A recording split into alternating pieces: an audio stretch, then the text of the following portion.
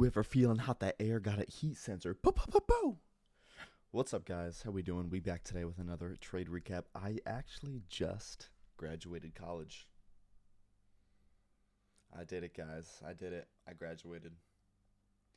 So now we are back with uploading, and I want to talk to you guys about the trade that I hit today. So, how do we start? I always go to the daily time frame and mark out confluences, especially where liquidity lies and fair value gaps. Daily gap here, daily gap here, daily gap here, daily gap here. So, at market open, the daily bias was bullish, the 4-hour was bearish, and then the hourly was bullish. We don't need these. Let's take these off. So 2 out of 3 of high time frame was bullish. So I was like, okay, that is going to be my bias for the day. We are bullish, and especially because, see, this is just a perfect example of price action and how it's supposed to play out. Tap into this daily fair value gap, bang, bearish. Tap into this bullish daily fair value gap, where do we go? We go right back up. So you guys traded today, probably, if you guys are watching this. And as you guys know, there wasn't really any news today, just a lot of yellow folder, FOMC, not that important.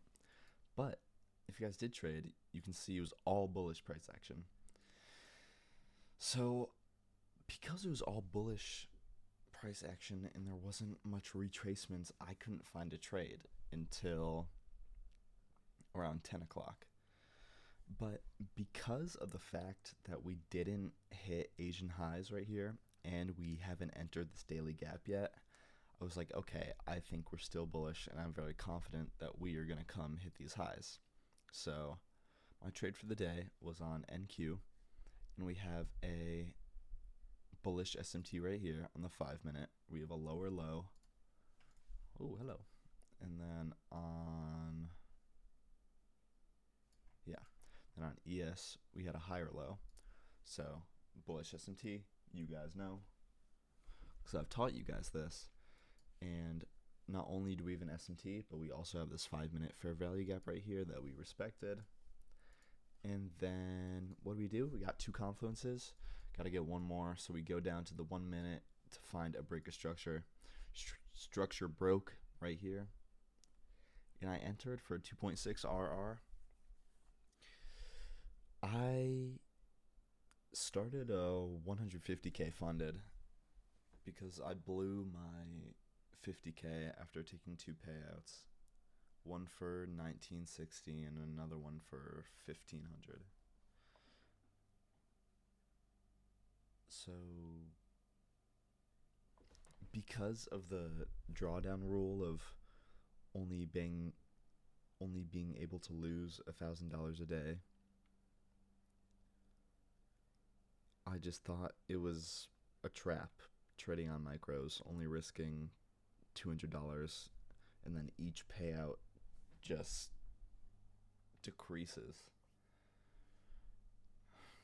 because you want to preserve your account. You know what I mean?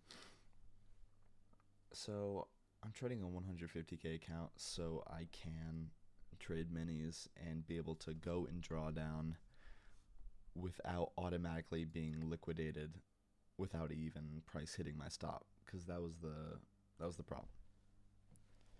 Using minis and then